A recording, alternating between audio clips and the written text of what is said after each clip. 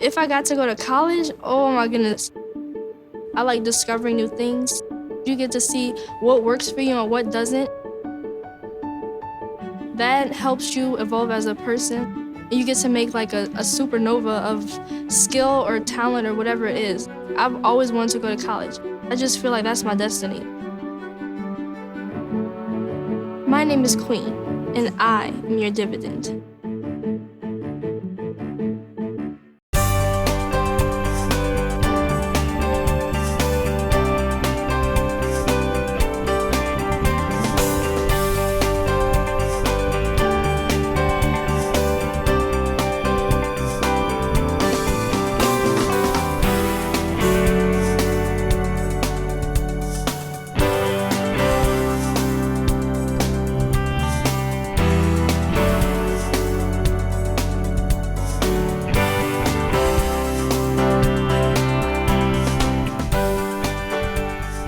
Thanks for tuning in to TV20's Weekly News Wrap-Up. I'm Leah Haslage.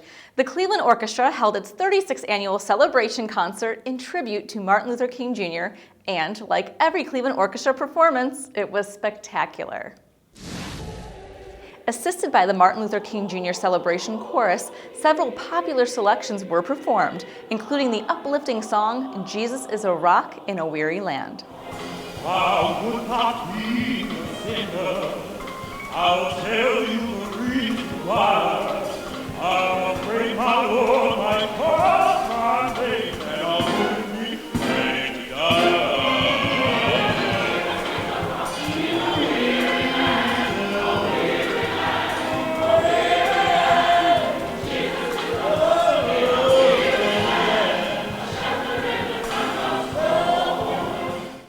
Before the concert started, Cleveland Mayor Frank Jackson presented the 2016 Dr. Martin Luther King Jr. Community Service Award to 3 deserving individuals: Toussaint Joshua Miller, the youngest ever to receive the award, a posthumous Lifetime Achievement Award to Congressman Louis Stokes, and a Lifetime Achievement Award to the Honorable Judge Jean Morrell Capers, who at 102 years old is the oldest recipient in its history.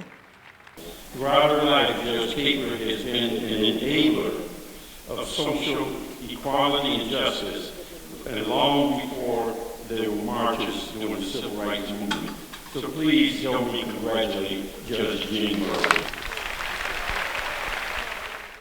The Cleveland Clinic held their annual Martin Luther King Jr. Day of Celebration event at the Intercontinental Hotel, and it was at this event that Congresswoman Marcia Fudge won a very prestigious award. TV20 reporter Dan Monroe has the story. It was a day of remembering, a day of reflecting, and a day of honoring at Cleveland Clinic's annual Martin Luther King Jr. Day of Celebration.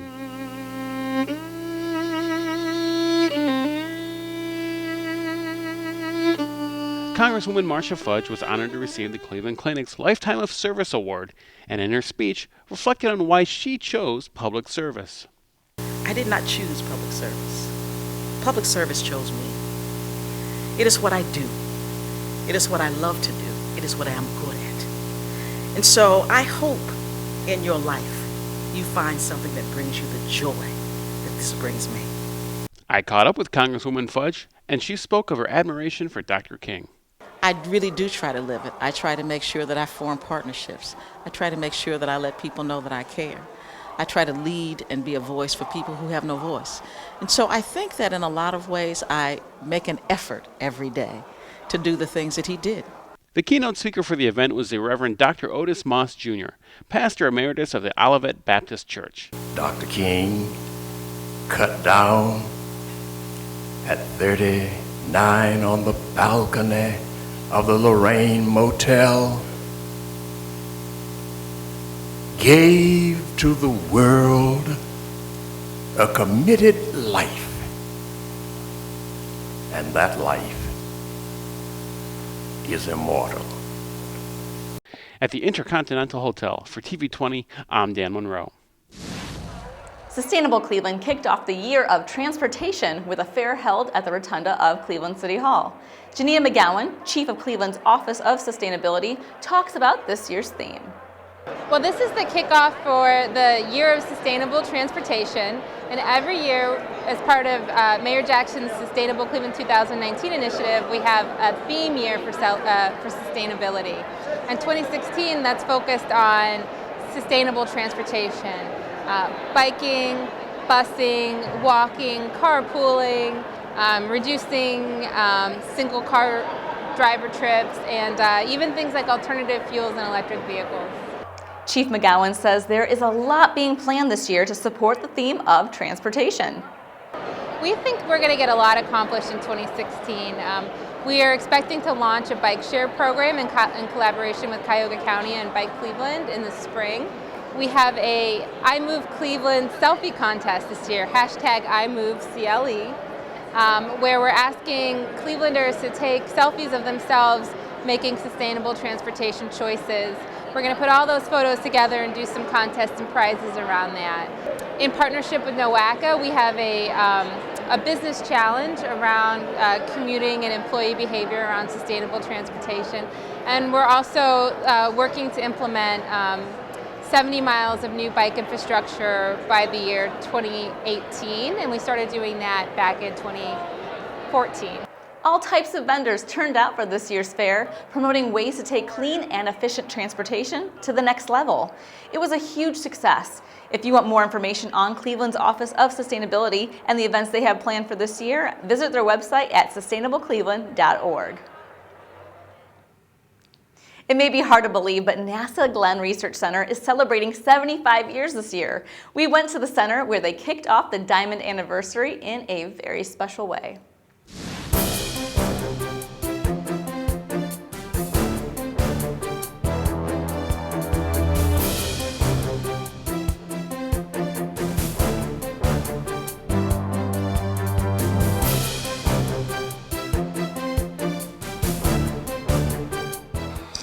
When I was going up on our first orbital flight, one of the things that I've always gotten a kick out of was Scott Carpenter's remark there right at the last, just as I was getting ready to launch, was Godspeed, John Glenn, and that's become sort of a thing we've had repeated a number of times. So to all of you there, I'd wish the same thing. Godspeed and happy anniversary, and hope we can see all of you then. Chief Ribka was on hand to deliver this message from Mayor Frank Jackson. But his message and instructions to me to share with you is that 75 years of just tremendous accomplishment and impact, not just on this city, this region, but on this country, as has been pointed out.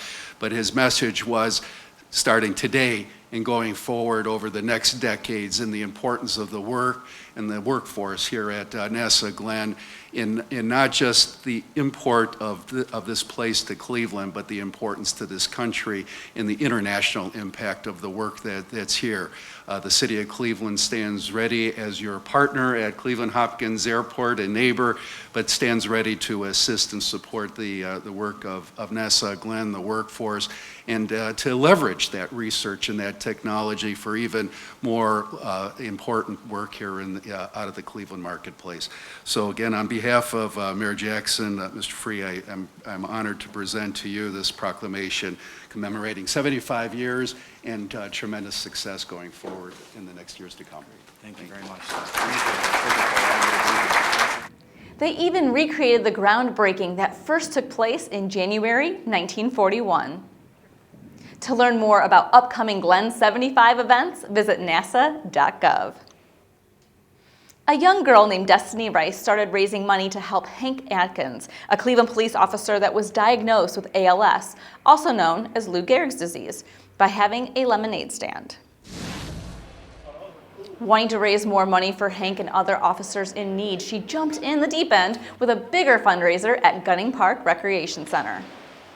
Well, my grandma and my mom saw that he had gotten ALS, and so I decided to take all the money from my lemonade stand and give it to him instead of giving it to like something else that nobody really needs or buying something for me. So I raised all kinds of money for him and gave it to his family. I started it to raise money for him and his family and to help any other officers that are in need along the way. So today's event is a swim relay between Cleveland Police, the Cleveland City Council, and a team led by Destiny Rice, who is the little girl who started the Hank Atkins lemonade stands in 2014, raising money for Hank Atkins. The Hank Atkins Hero Fund is a nonprofit that we started named after Officer Hank Atkins, who was a Cleveland police officer stricken with ALS. Hank passed away in November from the disease, and we wanted to continue his name on and do something in his honor. So the Hank Atkins Hero Fund helps any Cleveland police officer who becomes incapacitated due to a chronic illness. If Hank were alive today and healthy, he would be the first one to reach out to a fellow police officer, so we're going to do that for him. We're hoping that the money raised today will go towards our fund and help other officers that may be in need due to chronic illness. The police officers also used the opportunity to do more than raise money. Today we're here to have a good time with the kids, cops kids, and we want to do this for a few reasons. One is for the Hank Atkins Hero Fund. We're raising some money to help out police officers that have debilitating or chronic illnesses, and we're also here for the cops to get together with some kids, have some fun. And thirdly, we're here to promote swim safety. Our rec centers have safety programs and swim programs for kids, and we want parents to take advantage of that. Every year there's a tragedy that could be avoided if a child knew how to swim. So we want you to come to our rec centers, call Gunning or any of the rec centers that have pools, check out their programs and have your kids come down here, learn how to swim so that if something does happen and they need it, they'll be safe. We'll be right back with more Weekly News Wrap-Up. Hey Cam, thanks a lot for coming to my school today. No problem, Nate. I promise to exercise and eat right. Don't forget 60 minutes of play a day, right? And I'll grow up to be big and strong like you. Absolutely. And play in the NFL. Yes, sir. And be drafted #1. Maybe. And become the starting quarterback of the Panthers. Okay. You can be my backup. Excuse me? And make Panthers fans forget about you. What? And become your mom's favorite player. Whoa. I'm just loosening my arm.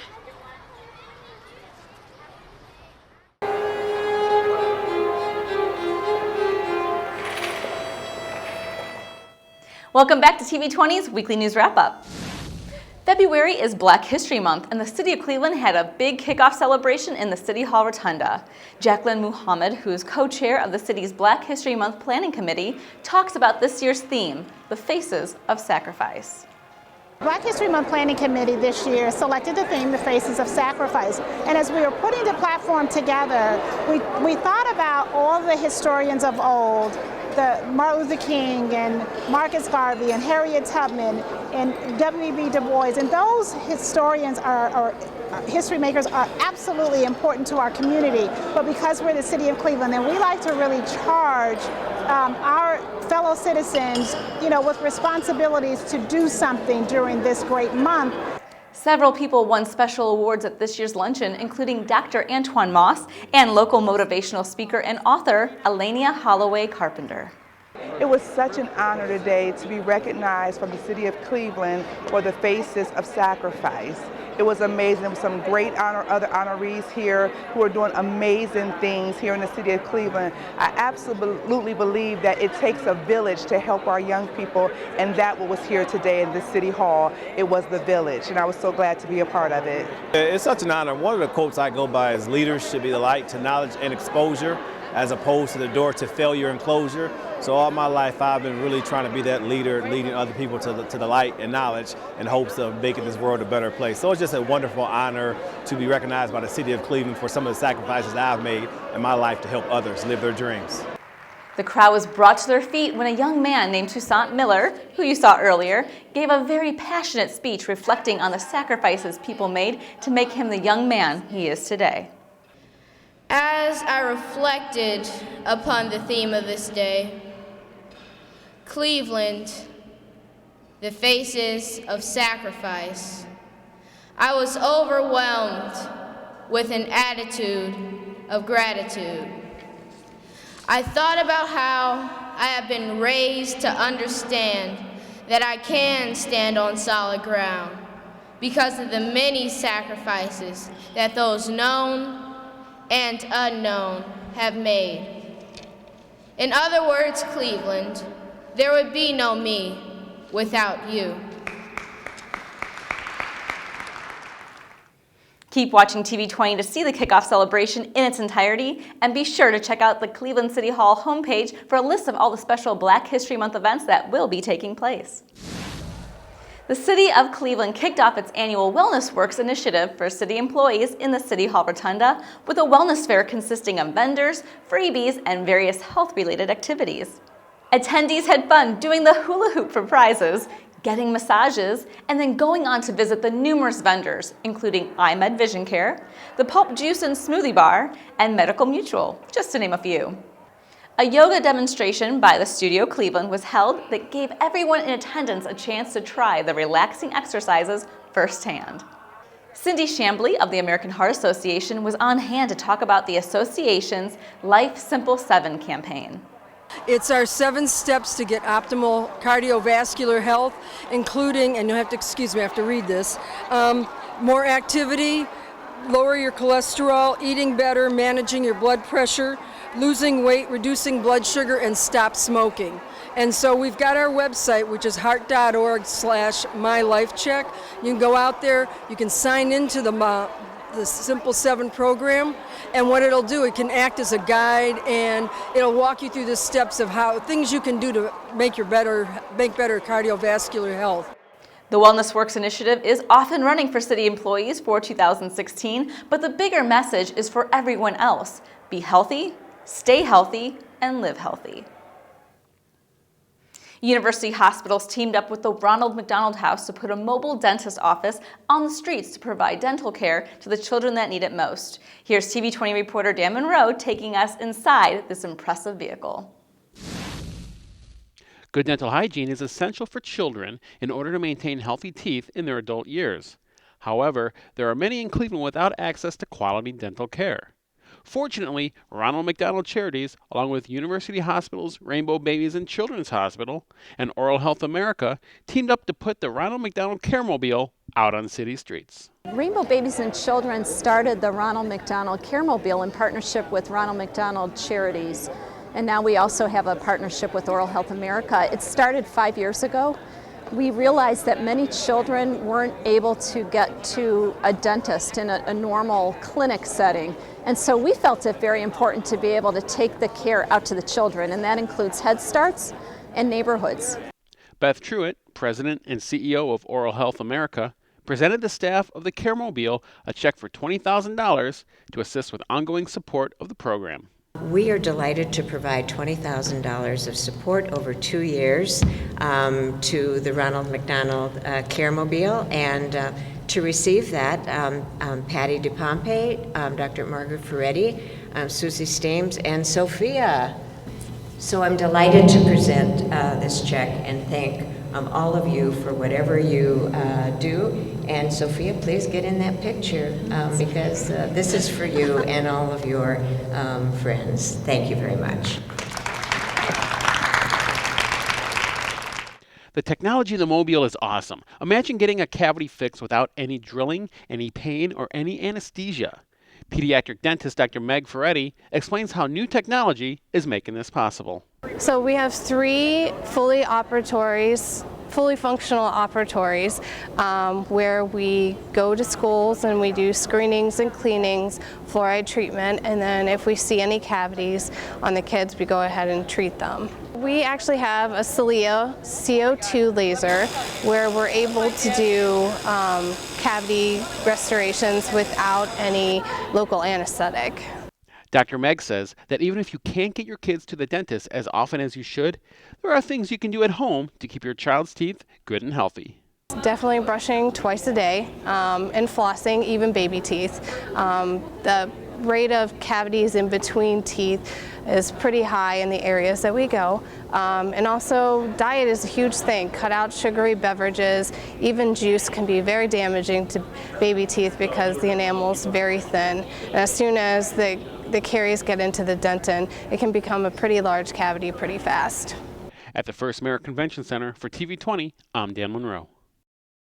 The Scents and Sounds of Cuba has arrived at the Cleveland Botanical Gardens for the 13th annual Orchid Mania. Here's a look at the tropical paradise that you can enjoy right in University Circle.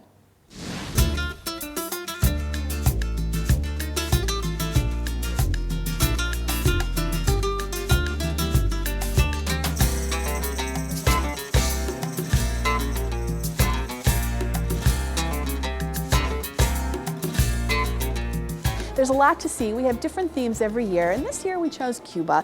And not just because it's a beautiful tropical island, but the colors, the sounds, the sights, the tastes, all remind us of a beautiful, warm place that we need to go to in Cleveland, especially in January, February, and March, right? So if you come here, you're going to see a lot of color, you're going to see a lot of fragrant orchids, you're going to hear Cuban music, there are different events that you can attend, not the least of which is a night in Havana, which is a big benefit on February 19th. So we hope you can join us for that. That goes to benefit our education programs here at the Botanical Garden. And then on Saturdays, we have Orchid Doctor. You can bring your orchid in. If it's sick, we can pass last rites, or we can hopefully do something to cure your orchid. But anyway, we've got a lot of orchids on display, over 1,000 types of flowers here, and it's just gorgeous. You're going to go into the glass house, you're going to be in front of the watercolor wall that's right behind us here, and you're going to be enveloped in a jungle of beautiful fragrance and color. The watercolor orchids are very special. They're new this year and they're fairly new on the market, and they're grown right in Oberlin, Ohio at Green Circle Growers, and you can get them at local retailers for retail prices, of course, but it's a patented process that takes a special proprietary dye, and they push it into the stem of the flowers. And so what happens is the flower stalk will take that color up, and it will take on these neon colors that you see behind me. So oranges, greens, pinks, purples, blues even. But do remember, when the orchid reblooms next year, it will rebloom its original color, which is usually white.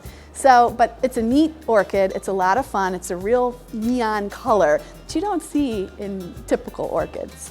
Every Wednesdays, we are open until 9 p.m. here at the Botanical Garden, Orchids After Dark.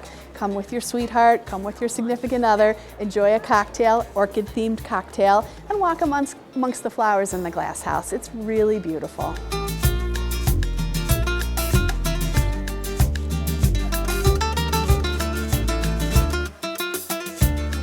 We've been very lucky to be partnering with Kent State for the last couple of years, but this year there are 6 different looks, and the fashion students have created these really unique dresses that are going to be here for the run of the show this year, not just at the very end of the show as they have been in previous years, so you get to enjoy them and choose your favorites when you vote. At the very last day of the show, which is on March 6th, for members, and this is an incentive if you're not a member, try to come down and become a member. Then you can be a part of our big orchid sale. And what we do here, because we need to sell all the orchids, we sell them for wholesale or less. So it really gives meaning to the term Orchid Mania, because that is a crazy day, but it's a fun day. People can take home a piece of the show that they've enjoyed in February and March. Please go to www.cbgarden.org for more information on the show and other shows coming up. Thanks for watching TV20's Weekly News Wrap-Up. I'm Leah Haslage. Stay tuned for reporter Christian Patterson with the Inside Sports Report. But first, here's reporter Dan Monroe with a look at the history of Cleveland City Hall, which is celebrating 100 years. Wow.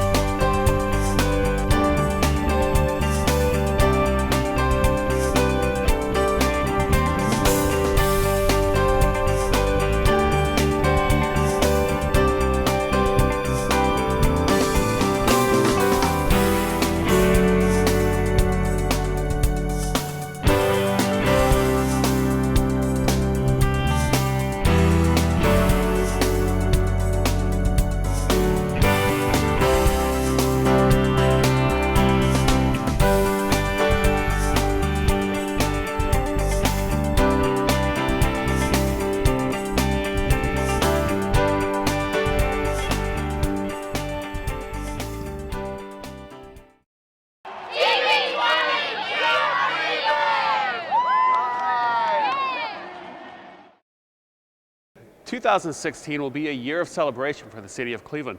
You see, our beloved City Hall turns 100 years old. There's a lot of history in these hallowed halls, and if these walls could speak, well, they tell a very interesting story.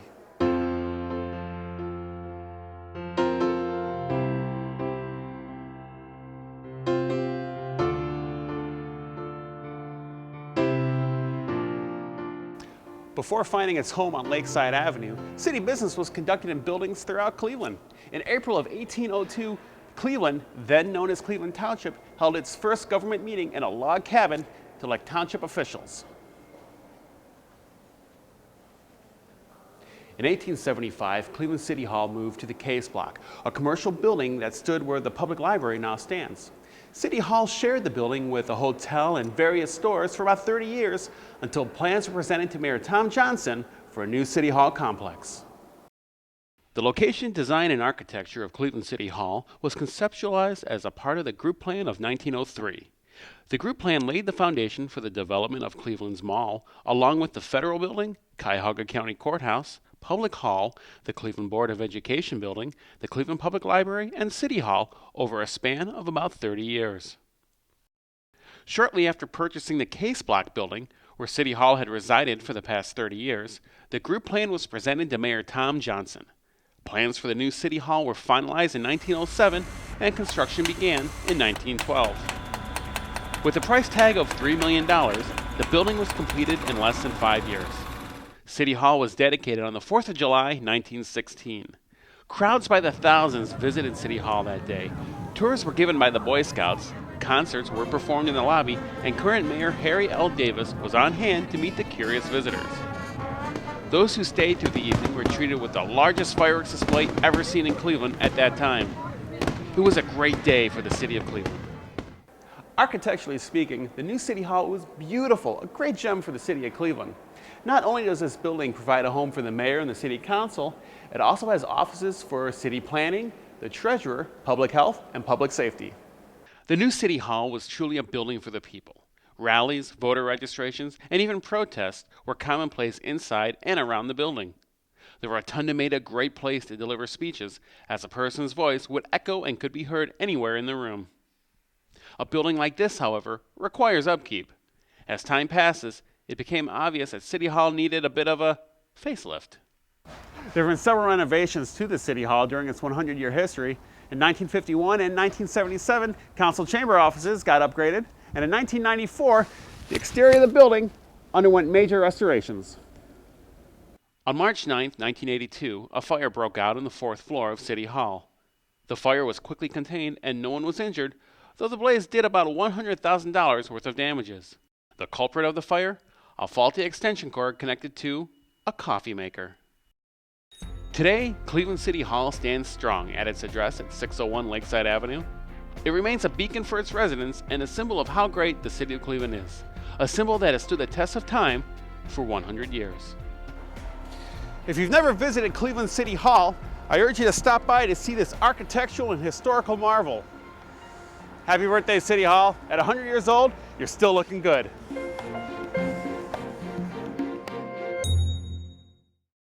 Thanks for watching TV 20.